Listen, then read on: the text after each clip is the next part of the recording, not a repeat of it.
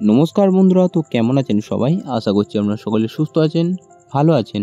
আপনারা কি বেল ফুলের কাটিং থেকে চারা তৈরি করতে চান? তো এই পদ্ধতি অবলম্বন করুন। এইভাবে আপনারা চারা তৈরি করলে হাজার হাজার চারা আপনারা তৈরি করতে পারবেন। এইভাবে চারা তৈরি করলে আপনাদের আর কোনো রকম নার্সারি থেকে গাছ কেনার প্রয়োজন নেই। আপনারা বাড়িতেই এই বেল ফুলের কাটিং থেকে চারা তৈরি করতে পারবেন। তো বন্ধুরা, কী পদ্ধতি অবলম্বন করলে 100% সাকসেস মিলবে এবং বন্ধুরা কীভাবে এই গাছের কাটিং থেকে চারা তৈরি করতে হয়, তো বন্ধুরা এই নিয়ে আজকের বিস্তারিত ভিডিও।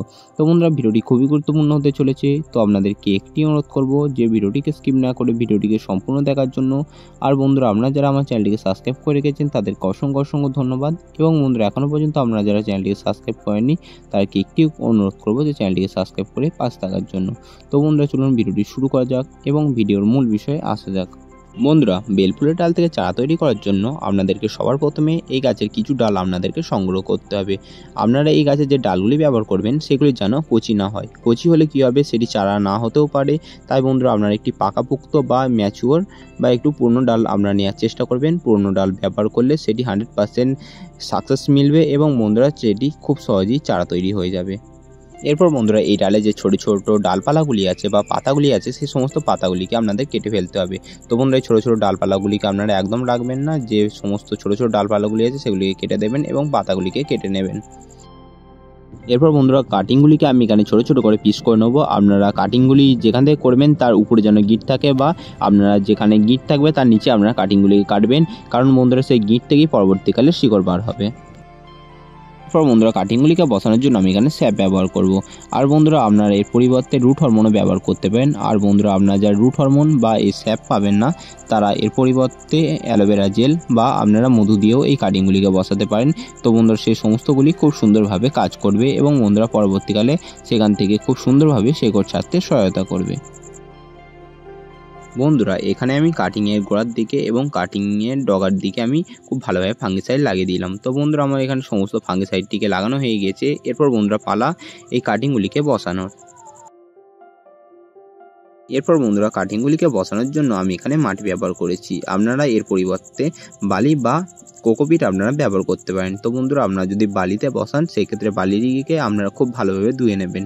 এরপর বন্ধুরা, কাটিংগুলিকে আমি খুবই ভালোভাবে কিছুটা করে মাটির ভেতরে ঢুকে নিলাম। তো বন্ধুরা, আপনারা এইভাবে আপনারা কাটিংগুলিকে বসিয়ে দেবেন। এরপর বন্ধুরা, কাটিংগুলিকে এখানে আমি বসিয়ে দেওয়ার পর কাটিংয়ের গোড়ার মাটিটিকে খুব ভালোভাবে আমি এখানে চেপে দিলাম। এরপর বন্ধুরা, কাটিংগুলিকে আমি এখানে বসিয়ে দেওয়ার পর গাছে আমি জল দিয়ে দেবো। তো বন্ধুরা, আমি এখানে ফাঙ্গিসাইড গোলা জল ব্যবহার করছি। আপনারা এখানে প্লেন জল আপনারা ব্যবহার করবেন। এরপর বন্ধুরা, চলুন জেনে নিই কীভাবে আপনারা এই ডালগুলিকে পরিচর্যা করবেন বা কোন জায়গায় রাখবেন। বন্ধুরা, কাটিংগুলিকে বসিয়ে দেওয়ার পর আপনাদেরকে এই কাটিংগুলিকে একদম শেড এরিয়ায় রাখতে হবে, যেখানে সূর্যের আলো প্রবেশ করে না। তো বন্ধুরা, সেই কাটিংগুলিকে আপনারা সেই শেড এরিয়ায় রেখে দেবেন এবং বন্ধুরা, আপনারা এই কাটিংগুলিতে সপ্তাহে 2 বার আপনারা জল দেবেন। আপনারা যদি মাটিতে বসান সেই ক্ষেত্রে আপনারা 2 বার করে জল দেবেন এবং বন্ধুরা, আপনারা যদি বালিতে বসান সেই ক্ষেত্রে আপনাদেরকে 2 দিন করে জল দিতে হবে। আর বন্ধুরা, এই কাটিংগুলিকে আপনারা একদমই নাড়ানাড়ি করবেন না। এরপর বন্ধুরা, কাটিংগুলির রেজাল্ট দেখুন, কত সুন্দর কচি কচি পাতা বেরিয়েছে। তো বন্ধুরা, আমি যখন কাটিংগুলিকে বসিয়েছিলাম তো তাতে একটুও পাতা ছিল না। এরপর বন্ধুরা, চলুন একটি কাটিং তুলে দেখি যে কাটিংগুলিতে কেমন শিকড় বেরিয়েছে। বন্ধুরা, এখানে যে কাটিংটি দেখছেন এই কাটিংটিকে আমি 20 দিন আগে বসিয়েছিলাম। তো বন্ধুরা, চলুন তুলে দেখাই যে কাটিংটি থেকে কত সুন্দর শিকড় বেরিয়েছে। তো বন্ধুরা, দেখুন এই কাটিংটি কত সুন্দরভাবে শিকড় ছেড়েছে। তো বন্ধুরা, চলুন গোড়ার মাটিটিকে আমি ভেঙে ভালো করে দেখাই। তো বন্ধুরা, দেখুন কত সুন্দর শিকড় বেরিয়েছে। তো বন্ধুরা, আমি যেভাবে বললাম সেভাবে যদি আপনারা এই কাটিংগুলিকে বসান তো আপনাদেরও সবকটি কাটিংয়ের সাকসেস মিলবে বা সবকটি কাটিং সুন্দরভাবে গ্রো করবে।